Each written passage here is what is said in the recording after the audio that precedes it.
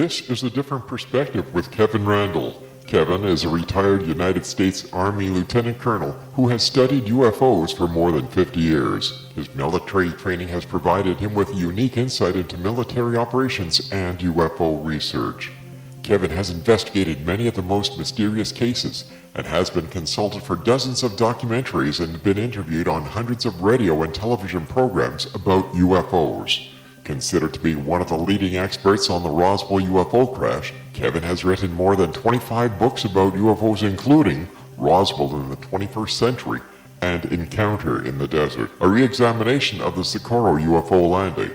Now here's the host of A Different Perspective, Kevin Randle. And welcome to this edition of A Different Perspective. I am, in fact, Kevin Randle. I've told you this many times. You should have been listening.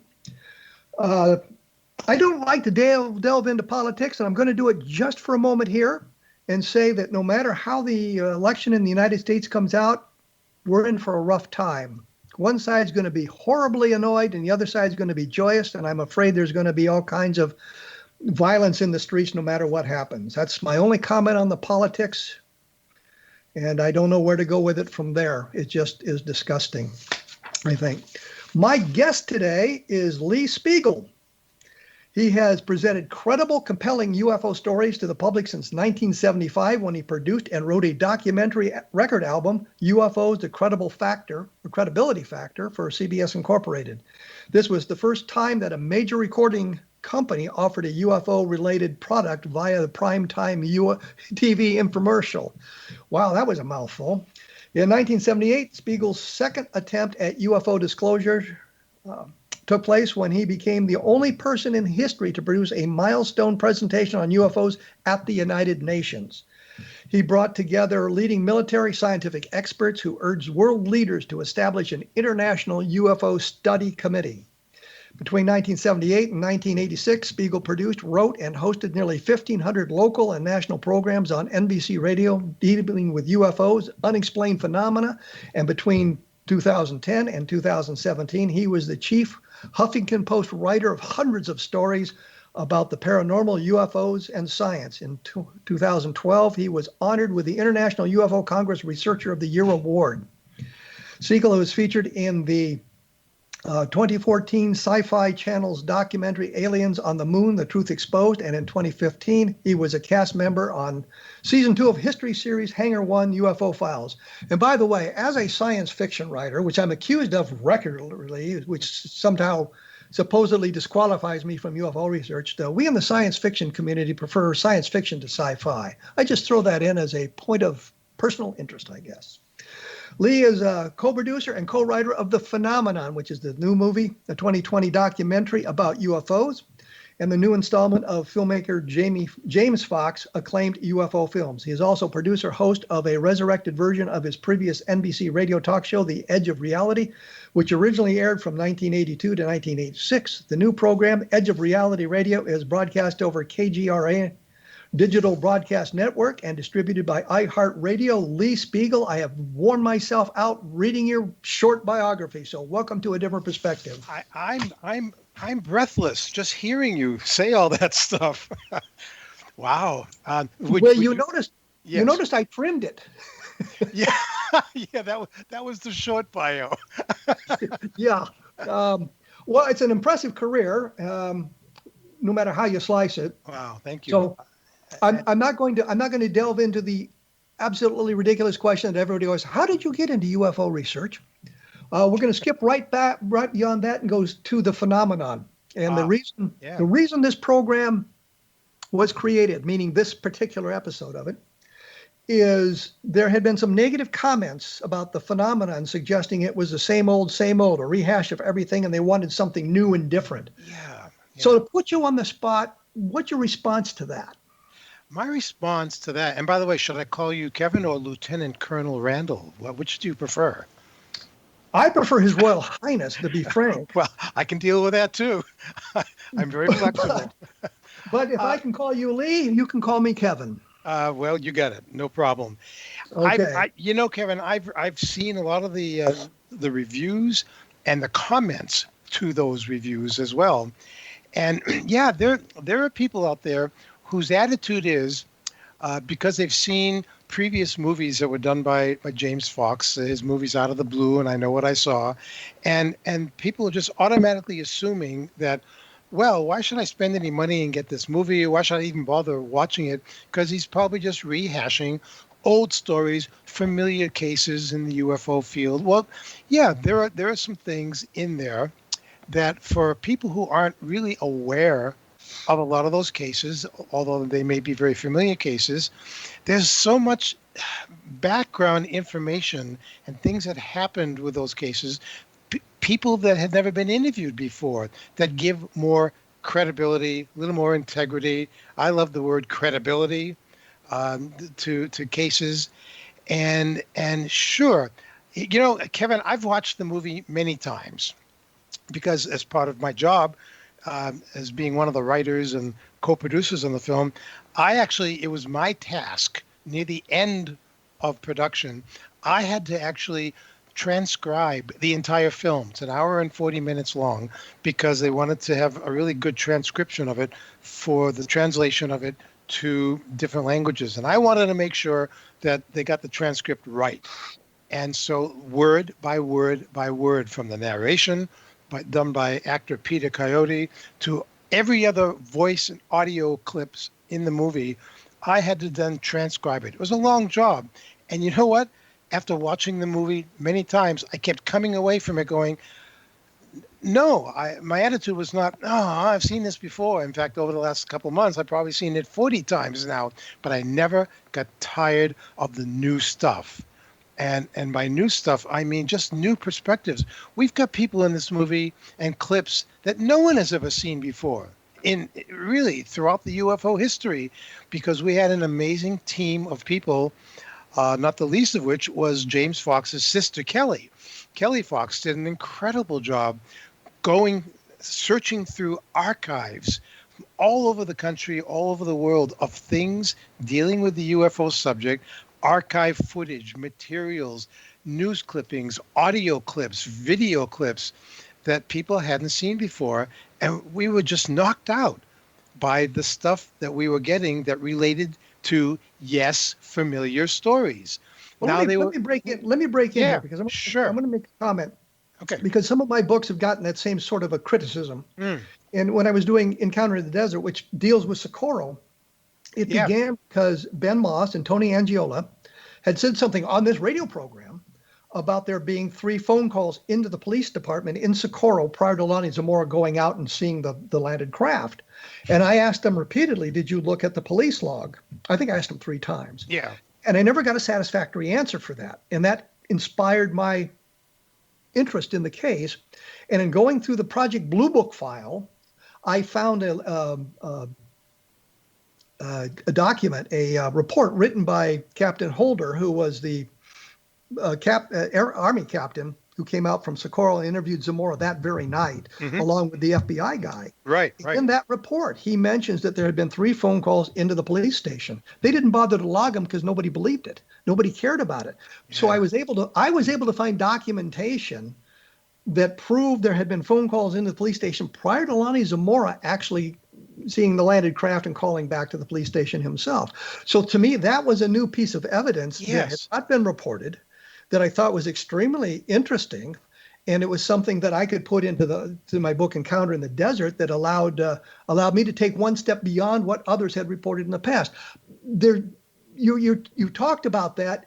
Are there some examples that you can give me without giving away too much of these little nuggets that you found in the movie or in the investigation for the movie? Well, you know what? The one that strikes my heart personally, and as you know, when you're doing a movie or a documentary, any kind of film, you're going to have things that are just left on the cutting room floor and the editing floor that you have too much overwhelming stuff. So some things never get into the final product. In order to keep the movie to an hour and 40 minutes long, we had to get rid of so much stuff. Interviews with people that maybe they'll be ready for another movie or a follow-up. I don't know. But for me personally, we can only show a little clip of this in the film itself. In 1978, as you mentioned at the beginning, I was the producer of a United Nations presentation on UFOs. And before we did the presentation in 1978, the country of Grenada that sponsored my proposal, they had sent a letter to me and to the other nations of the world and to the media, letting people know that in working toward the November 1978 presentation, I was given full filming rights to the presentation. And I was very happy about that, and I was going to set it all up. And just literally a week before we did the presentation, someone from Grenada contacted me. I guess it was one of the ambassadors, and they said, I don't have to worry about any more details about filming the presentation because they were going to do the filming themselves. And I said, okay. And they had promised me my own, after the fact, copy of the complete hour-and-a-half presentation that we did at the UN. So I felt pretty confident that that's what was going to happen. Well, that's not what happened. They ended up not filming it, and for 40 years, literally, I was looking for any footage of the UN presentation. Otherwise, and I assumed it was lost and it would never be seen by anyone. James Fox's sister Kelly found the footage of the complete presentation. And I'll never forget the day that James called me and said, what have you been looking for 40 years? And I said, well, I'm very happily married, so I'm not looking for someone else to match my life and happiness. He said, no, really, what else have you been looking for 40 years? And I said to James, don't tease me because you know what I've been looking for. And he said, we've got it. And I cried because I hadn't seen it. Kevin, I hadn't seen my own presentation in 40 years, but Kelly found it in 2018. So that was 40 years after the presentation. And I had to go through a lot of different steps to get the rights back to the presentation. I had to get a new agreement put together between me and the UN. And now the agreement is in my name. I'm considered now the producer of it. And I have the rights to the film footage for the next 50 years. And so we only showed maybe 30 seconds of J. Allen Hynek and Jacques Vallée during their speeches at the UN on that day. All the rest of it is out there waiting to be seen, but no one in the UFO world or community has ever seen this stuff, including me. And this was my presentation. So that's what I mean. That's the kind of thing that we have. People have been wondering about this UN thing for years, and now we've got the whole presentation, which was riveting. And so that's like the long answer to your question of that's one nugget I've got. And I'm thrilled about that. I mean, totally thrilled that we could find that and have it now. Well, there's a couple of questions that spring to mind immediately, and we'll have to get back to them in a moment here. Yeah. But one of them is, are there some sightings in there that have not been well publicized or are unknown, basically, that lead us to the conclusion of extraterrestrial that this presentation covers that haven't been seen before and that sort of thing? I think that's the kind of thing people would be looking for in your movie or in the phenomenon as well. Something that's new and vital and exciting that really hasn't been covered. And these little nuggets, we need to kind of explore that a little bit more when we come back right after this. We're going to have to take a short break here, obviously, because that's what we do. But I want to thank those of you who purchased a copy of the Best of Project Blue Book. And it suffers from that same problem. People say, well, it's just a rehash of stuff. No, there's little things in there that I found that have not been published before and I think are interesting. It's been up and down on the Amazon bestseller list. If you enjoyed it, please rate it, write a review, because that helps spread the word. And if you do that, at Encounter in the Desert and Roswell in the 21st Century. And if the mood moves you, look at the books of Eric Helm, because I am the writer of the Eric Helm books as well, but that deals with the Vietnam War. We will be back right after this with more with Lee Speigel, so please stick around.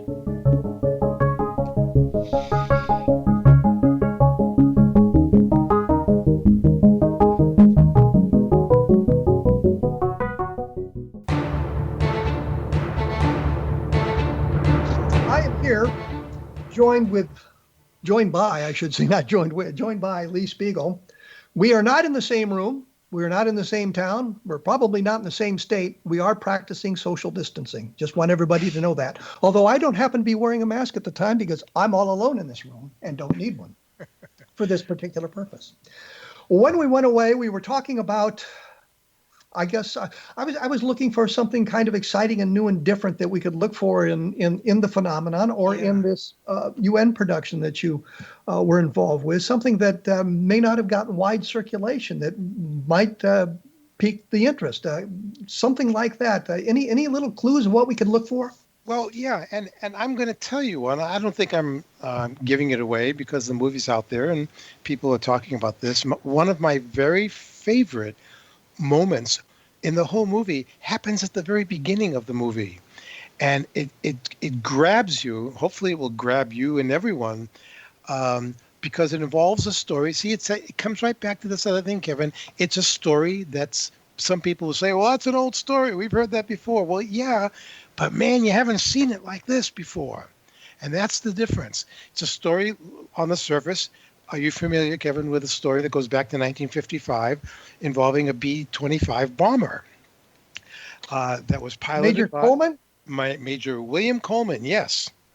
I believe I am familiar with that story. Okay, see, again, it's one of those familiar stories. Hey, Lee, what else can you tell us or show us about the story that's not been seen or heard before? Well, we do it at the beginning of this movie, and every time I look at this sequence, like my heart just skips a beat.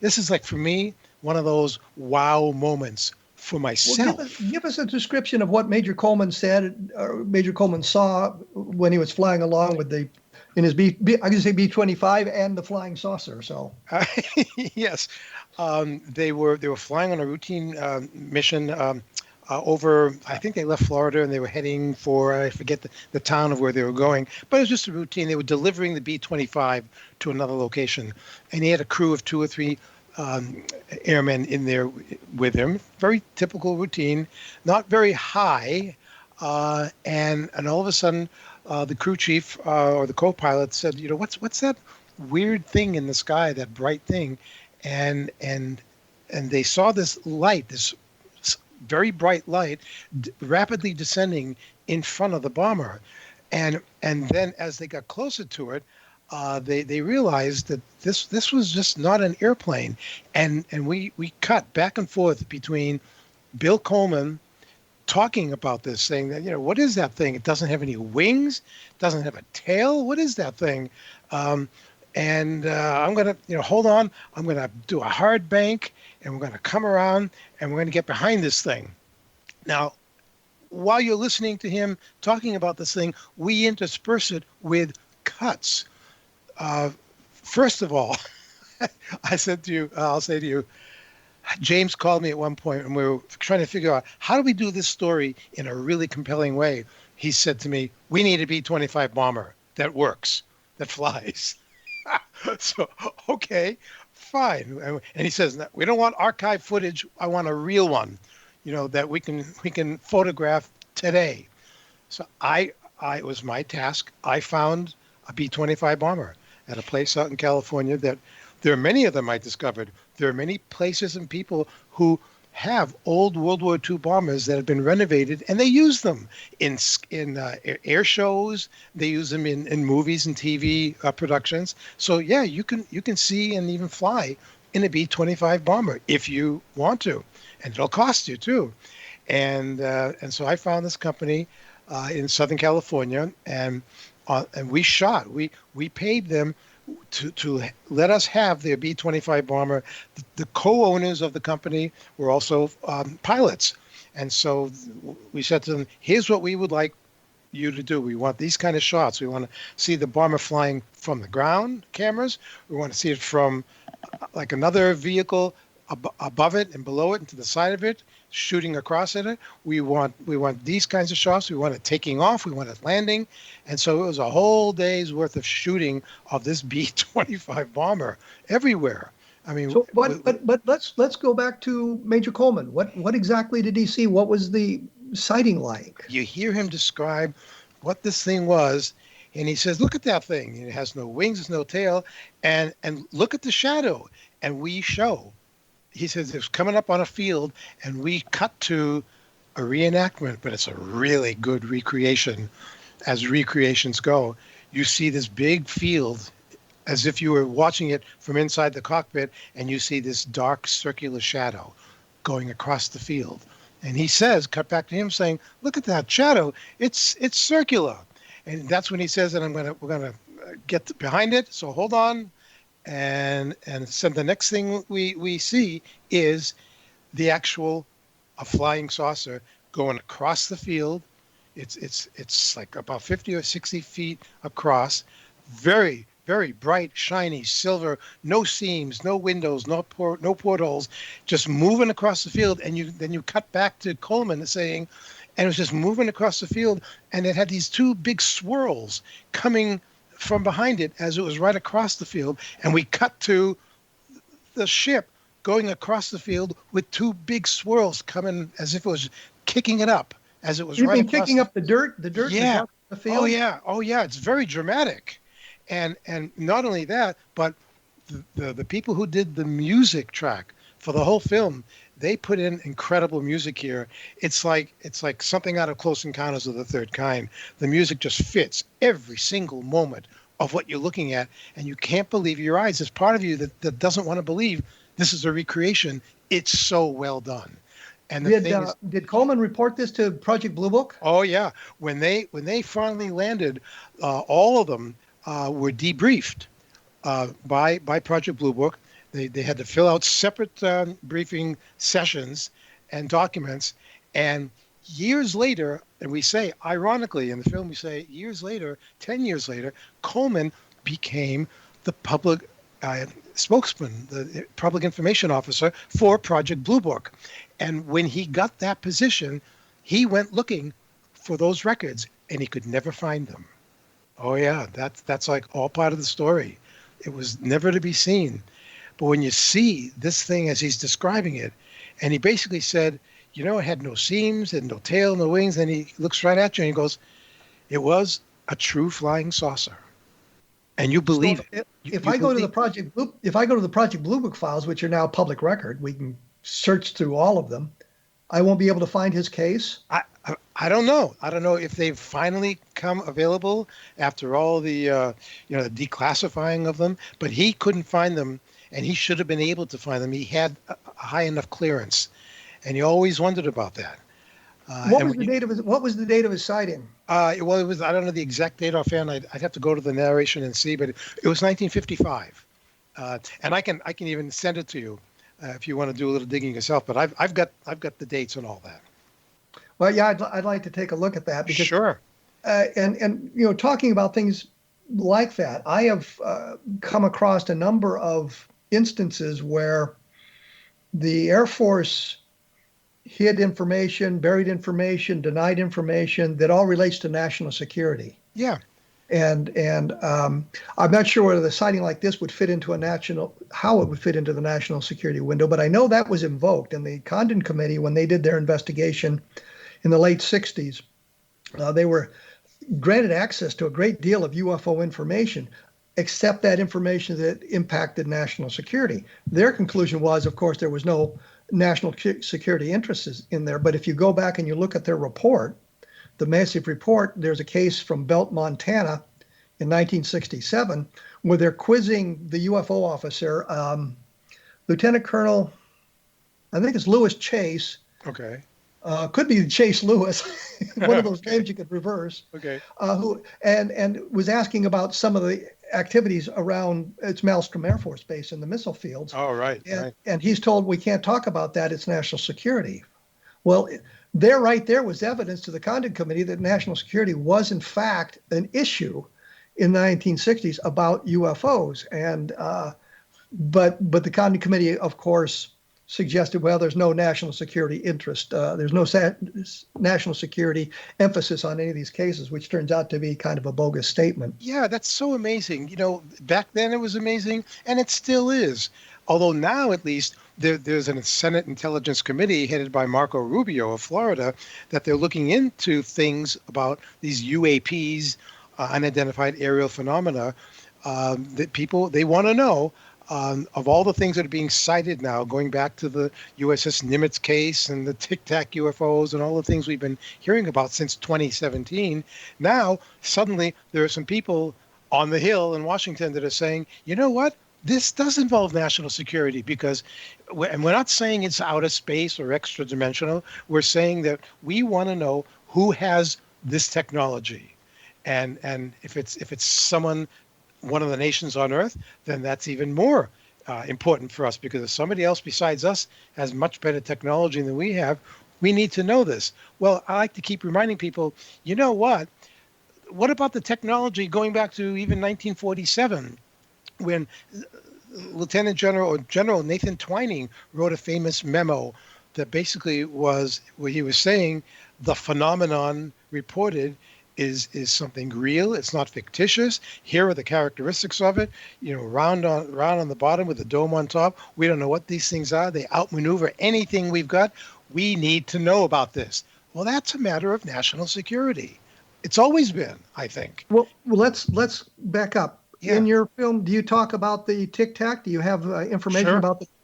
Is there Yeah. anything that you learned and is in the movie that we may not know about that you can kind of tease us with? I will tease you with, related to the Tic Tac UFO, as many people who have been following this for some time now know that former Senate Majority Leader Harry Reid of Nevada was instrumental in coming up with the money years ago, with the help of two of his Senate colleagues, to come up with the money so the Pentagon, the Defense Department, could do UFO studies, even though they did it behind the scenes. They didn't want the public to know that they were actually still investigating UFOs. And during the interview that the James and I did with Senator Reid in his office, at one point James said to him flatly, and you'll see this in the movie, he said, are you saying that that there are a lot of cases like the ones we're talking about, the Nimitz cases? Are there a lot of cases where they haven't seen the light of day? And there's a moment in the movie, and we kept that in there. Senator Reid grabbed a bottle of cold water, and he unscrewed it. And we have this on. He unscrewed it, took a swig while he was thinking about his answer, put the top down. Then he said to James, I'm saying that most of it hasn't seen the light of day. It's a great moment in the film. Well, we can go back to 1969 and General Bolander, who told, Yes. who made the statement that cases that impacted national security were not part of the Blue Book system. So Exactly. clearly Yes. there was a parallel reporting system that we have not really broken into. Yeah, I mean, if you talk to people these days, like retired Colonel Charles Halt from the Air Force, who was involved with the famous Bentwaters UFO incident, and he will say to you, he said, if there's anybody in the public that actually believes what the government or the military has been saying about how we've been told everything there is to be told, nothing's being kept from us, he says, anybody who believes that now is totally naive and completely ignorant of the facts and how this all works. He said there are so many behind the scenes facets of the government. The three-letter words are called FBI, CIA, NAC, NSI, places like that. And you know about some of these, I'm sure. Well, I saw a bumper sticker the other day that said basically, do not believe anything the government tells you until it's been officially denied. I like that's good. That's we're going to have to take another break here. okay. When we come back, I want to talk to you a little bit about Socorro and the interviews with Lonnie Zamora's wife and some of the things that came out of that I think are quite interesting. I think people are going to be interested in. Yeah.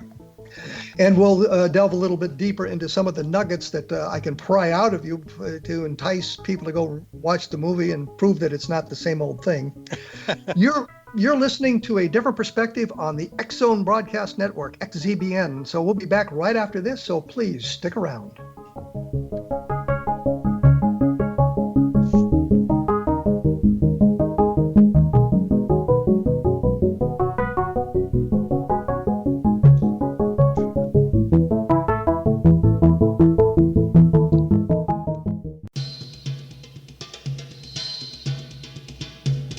We're talking with Lee Speigel of UFO fame, I guess. He's been around forever and a week, almost as long as I have. But I do want I know. When you said that, you said more than 50 years. You've been at this, huh? Yes, if you count some of the things I did when I was in the Army, unofficially, not part of my Army duties, but because I was in locations, I could go do things. I was training at Fort Rucker, Alabama, helicopter, advanced helicopter training, and we were close to a number of places. We went to Weeki Wachee Springs, where the guy, the name was Reeves. I keep wanting to say George Reeves, but that was Superman. Yeah, that's right. Who had claimed to have met people from Venus, and they landed near his trailer and all of that stuff. So we went there and talked to the police, and that's the one thing, you just say, well, that's all been discussed before, and we know it's a hoax. But when we were in there talking to the sheriff's deputies who investigated the case, they said that Reeves had found these little papers, these documents that had a bizarre feel to it. He said it's sort of like flash paper, and it sent it off to the Air Force. When it came back, it was not the same thing. It was different. It had been changed slightly. It had been maybe copied or whatever. But I always thought that was interesting that here's the sheriff's deputy who was involved in this telling me that, and I haven't really seen that reported in other locations. But that's the kind of thing that we talk about. I was before we went away. I know that. James spent a lot of time with Lonnie Zamora's family. Right. Lonnie Zamora had passed away. And I know that he was granted access to his papers, yes, and all of that sort of thing. And I was wondering if there was some information that came out of that study that would be of interest to us here today. One of the things that happened with all the time that James had spent with the Zamora family, especially his wife, they got to trust James. It's a big thing about this field, and I'm sure you know about it, Kevin. People, if they don't trust you, then you're not going to get what you're looking for. So you have to kind of build the trust between you and eyewitnesses or military or politicians. There has to be a trust. And the Zamora family trusted James to the point where they let James go through all of the countless letters that Zamora had received from people, from young people, middle-aged, older people from all around the world, not just supporting his story, because at that point it was like a worldwide case now about what happened in Socorro, but these were letters that basically wanted Lonnie to know that they had also had similar experiences or seen things and really felt for the guy.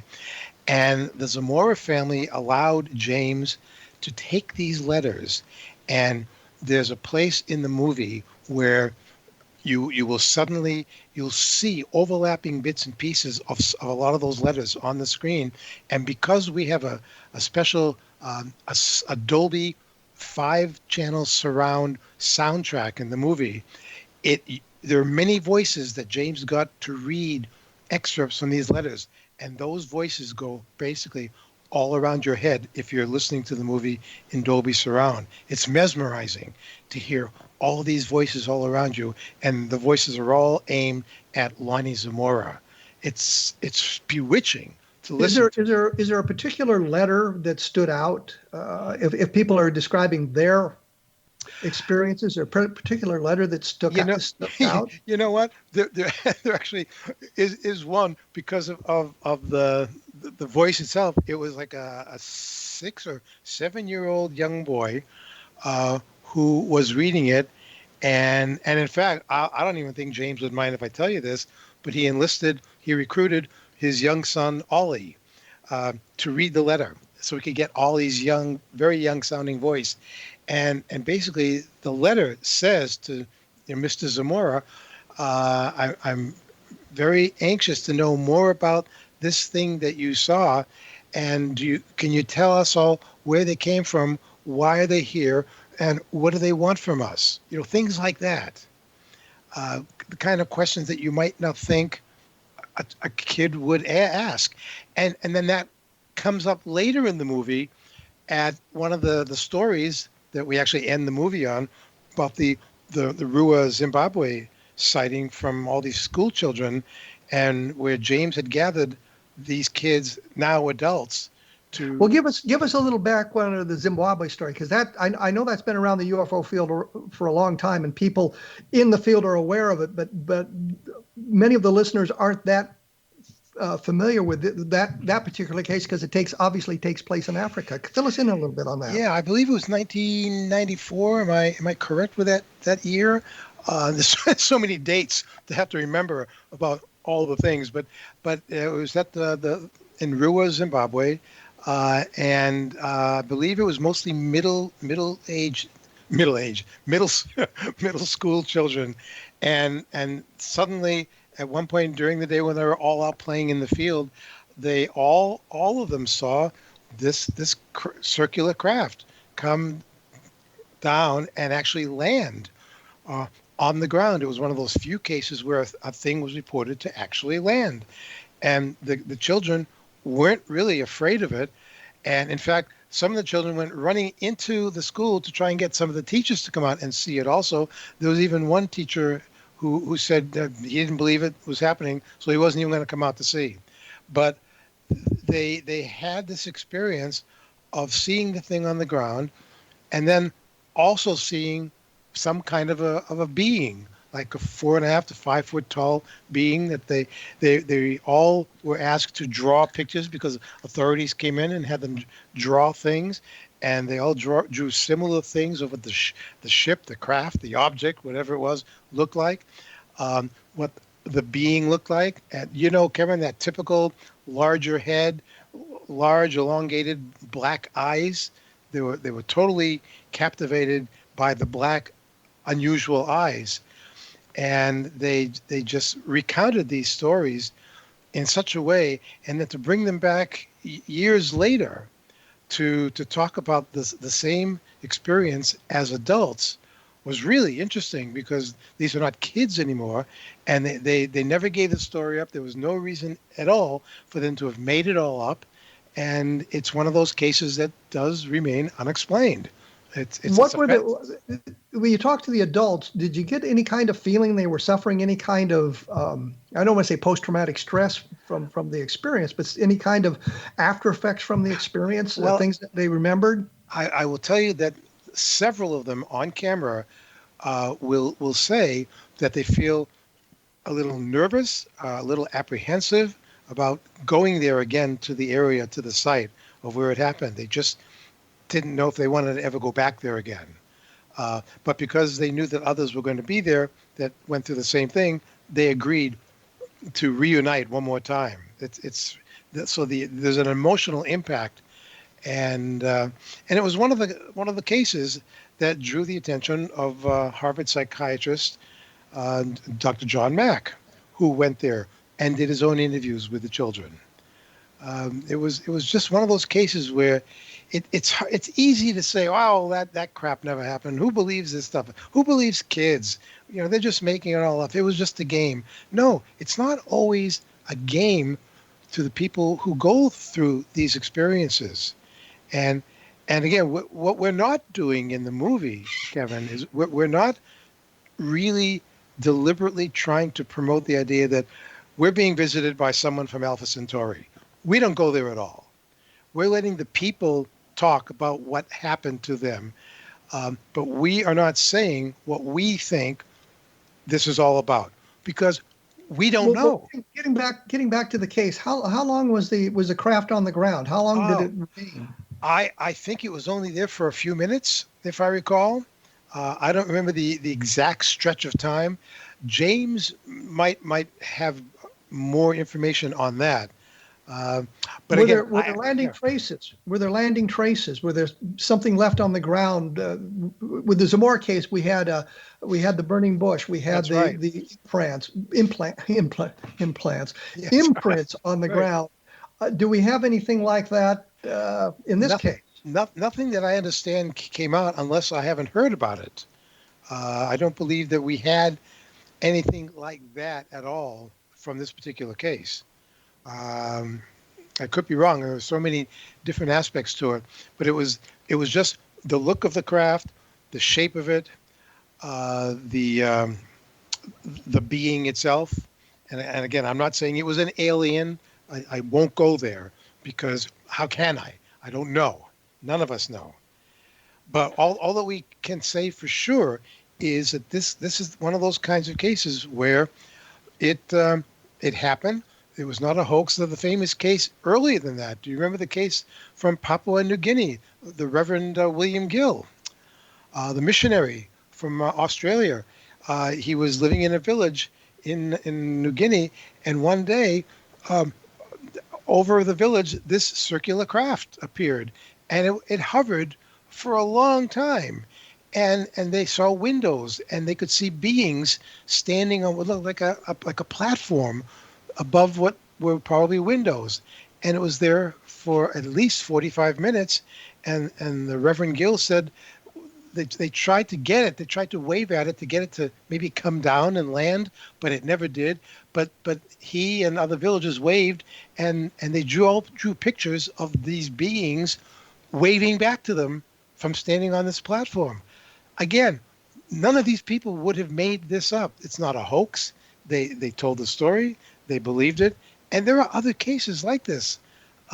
It's like there was a case from Westfall. Was it where school children were involved in a similar fashion? Right, in Australia, yes. In Australia, yes. Yeah. Did you explore that case at all? Yeah, that's in the movie as well. That one comes first.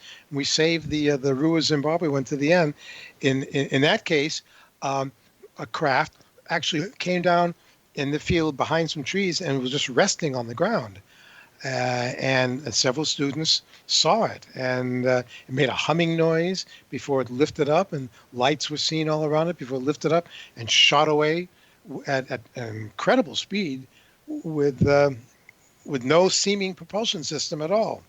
And that was, again, one of those cases where you had a lot of school children involved, and also there were teachers involved who saw the thing. And we brought back people now grown up. A lot of the students that were there now we're back talking as adults, saying they'll never forget what happened. They all remember it just like it happened yesterday, and they had no reason to make that kind of a story up. It's like you get to a point where how many of these stories do you have to listen to before you start applying some kind of critical thinking? If it's not aliens, if it's not extra dimensional, if it's some kind of human psychosis or psychological thing, well, shouldn't that be studied so that we know what's going on with these people? What's making people respond to these or report these kinds of incidents? Was there any physical traces found in that case? I believe that there was a matting of the ground on that one, yeah, where the thing had actually rested on the ground. See, because that's the thing that always strikes me is if you've got something like that landing, there should be some kind of physical traces left behind, and that would add a level of credibility to the story simply because there's something other than the observations of the witnesses. There's something that can be looked at, and maybe some information can be derived from. Well, I think with the Zamora case, they were trying to figure out the compression rate of the soil so they could figure out the weight of the craft that landed there and that sort of thing.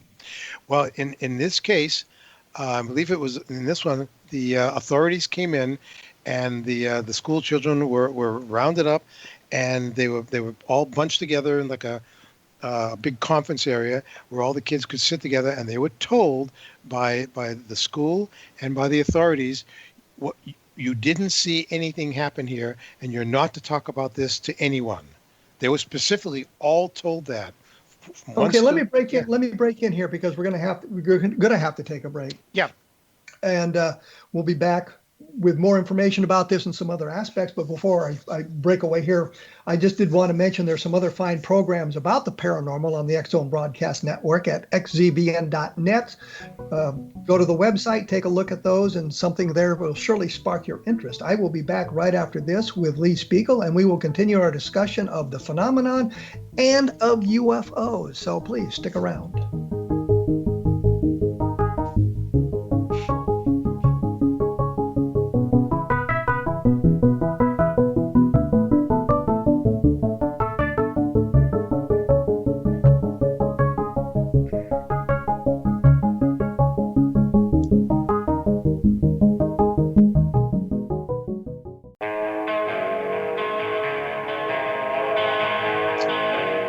I am back, sitting here with Lee Speigel in different states to maintain our social distancing.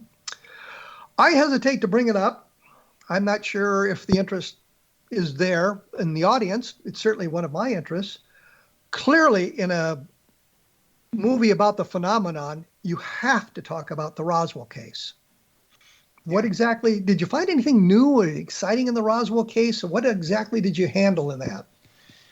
Among the things that we handled were some footage that I don't know if a lot of people have seen, footage of Colonel Jesse Marcel, who was the intelligence officer at Roswell Army Air Base back in 1947 when this whole thing erupted. And a report came in that something had crashed or fallen out of the sky during a storm. And it wasn't right at Roswell. It was many miles, like 50 or 60 miles outside of the town. But the word got back to Marcel at the air base, who was ordered to go out there and take another officer with him and see what's out there. And, well, you say you have some footage of Marcel. We have some footage that probably came from I'm going to guess the 1970s. He may have done this for one of those shows, like In Search of, those where they had where they were exploring things like this, like the Roswell incident. But I think we probably show a little bit more because we got the licensing rights for the footage, much of which I hadn't even seen before. But it actually shows Marcel in an SUV driving to the actual crash site, and he's inside the car, and they've got the camera on him, and he's talking about where they never could have found the site by themselves if they hadn't been taken there by the rancher. And then it cuts to a scene where he's actually walking along the debris field, which was originally the size of, I think, a dozen football fields. And he says on camera, there was debris wreckage here all over the place, scattered all over this huge space. And for them to say a day or two later that it was nothing but a weather balloon, no, this was no weather balloon. This wasn't a weather balloon. It had properties to it. We couldn't hurt it with a sledgehammer. We couldn't dent it. We couldn't burn it. And we were just told to bring all the material back to the air base. And I was supposed to fly the material down to Fort Worth, Texas for analysis. And then there are these famous pictures showing how he was ordered to pose with the alleged Roswell weather balloon crash material.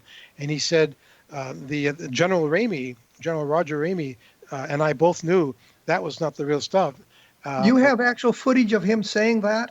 Oh yeah, of him saying, he said, General Ramey and I knew that was not true at all. Sure, yeah, it's really good stuff. And the reason I asked that question, yeah, is because the photographs clearly show a weather balloon and a Ray-Win target. I mean, there's no question about what's in the photographs.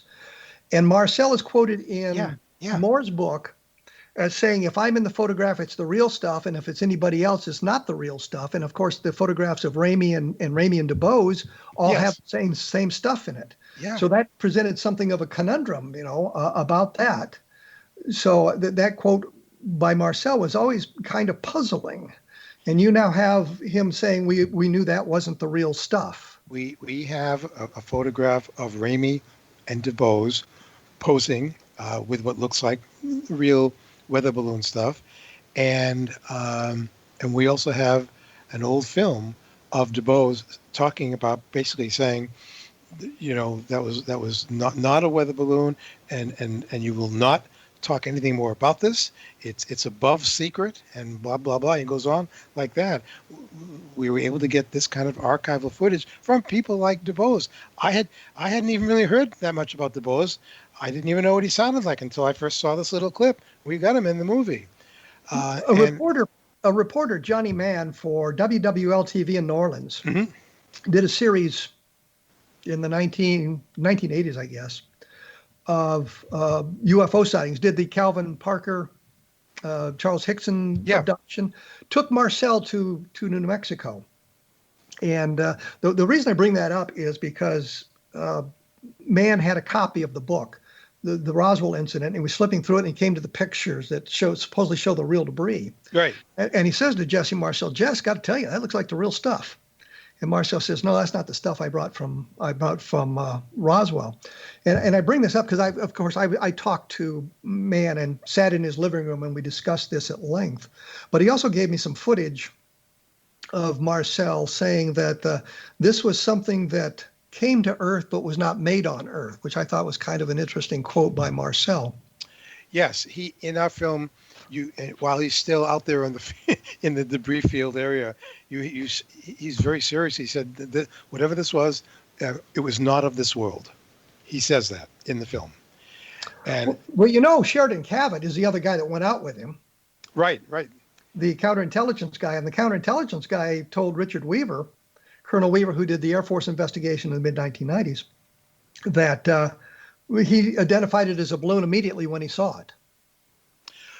Well, unless he was ordered to say that, because we also have Marcel on camera saying that he was told. In fact, when he got there, before they posed for the pictures to the press, he said there were all these microphones everywhere, and the press wanted me to make a statement, and I couldn't because I was ordered to keep my mouth shut and just lean there and pose with the material. That's all I was supposed to do.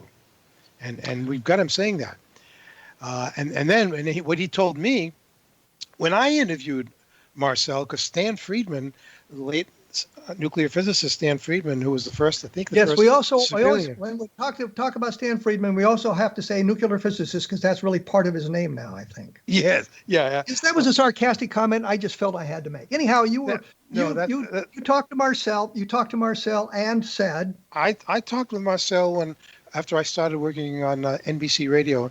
Stan put me in touch with him, convinced Marcel that there's this guy at NBC that he could trust to tell a story. So this is back in 1978 or early 79 when I interviewed Marcel.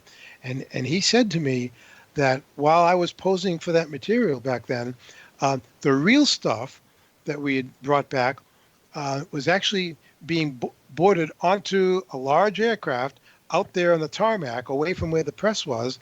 And that's the stuff that was going to be flown somewhere else for analysis. So I said, well, is there anyone who was there who was involved with that aspect of picking up large pieces and putting them on board the craft? He said, yeah, you could, if you want, I could put you in touch with one of the flight engineers. His name was Robert Porter, and I never forgot that name. And I'll put you in touch with him, and he'll tell you what he did. And I called this Robert Porter, and I interviewed him for NBC. He said, yeah, there were all these pieces of something, but it was all under tarpaulin or big sheets of something. So I couldn't actually see what was under there. But one of the guys who was waiting on the bomber said to me, pick that big one up. Just hand it up to me. And I said to him, there's no way. That thing is got to weigh a ton. He said, no, just go ahead. Trust me. You'll pick it up. And I went over to this gigantic piece of whatever, and it was like as light as a feather. And I just literally handed it up to the guy on the bomber waiting for it. Said I couldn't believe how light this was. Yeah. And do you know who Robert Porter's mother was? No. Lydia Proctor. Should I know that name? Yes, because when Mac Brazel found the debris and took it to show somebody, he took it to the Proctors, Floyd and Loretta Proctor. Wow. Because Robert Porter grew up on the ranch that it was adjacent to the ranch that Mac Brazel had managed. Huh. So, and that was how we got to Robert Porter when we talked to Robert Porter about that. We got it through his mother. I thought that was kind of an interesting coincidence there. Well, that is. And it is what I just told you. Did that jive with what he told you? When you... The only problem I have is Linda Corley interviewed Marcel sometime later, before he died in '86, obviously. Yeah. And she did a book called For the Sake of My Country. And in that book, Marcel is quoted as saying that the real debris, when he was handling the weather balloon, the real debris was under the butcher paper that you can see in the office. Some of the real debris was in Ramey's office, but it was hidden under the butcher paper. And I found that a little bit disturbing. Yeah, that's a little weird, because if they were going to hide weather balloon stuff or even weird stuff in the same room where the press was there, that's kind of taking a big chance, isn't it? Well, that's it. But from what we can discern, there's only one reporter who ever went to Ramey's office when the debris was in the room, and that was J. Bond Johnson. Mm. And then he stepped all over his credibility by changing his story significantly so he could become much more important to the Roswell case than he really was. I mean, having been there and photographed the stuff with General Ramey and the Ramey memo that we all talk about, he's the one that took the photograph of Ramey holding that document that we've all been trying to decipher for the That's last. right, in his hand, right? Yeah, I know that one. Yeah. And there's more to come on that as well as we move forward here in our investigation of UFOs. But the thing that bothers me is Marcel's story, and I hesitate to say this, but his story, there's some pieces of his story that are bothersome, that are worrisome, that just don't quite jive, and that kind of disturbs me. Can I ask you a question? Yes. Overall, because you've looked into the Roswell case a lot over the years, what's your personal take on this? You know, that's the second time in 2 weeks I've been asked that question on my show. And I could be really mean and say, hey, look it up on the show from last week. But we want to know. We want to know. What I said at that time, and I'll say it again, is when we were in the early 1990s. Yes. And Don and I were doing the investigation. We talked to a lot of people. It seemed to be a very robust case. We had witnesses to the bodies. We had witnesses to this, witnesses to that. We had a mortician, for crying out loud. Right. And now we've evolved to the point where the mortician probably was making up his tale. It wasn't true. Frank Kaufman, who was one of the great sources about the craft and the bodies, turned out to be less than candid about his involvement and probably wasn't involved at all. So when I'm asked that question, I say the case is not nearly as robust as it once was, that some of the key witnesses have imploded. But when I look for an explanation, what fell at Roswell? Everybody agrees something fell at Roswell. Right. You agree? I agree. The skeptics agree. The debunkers agree.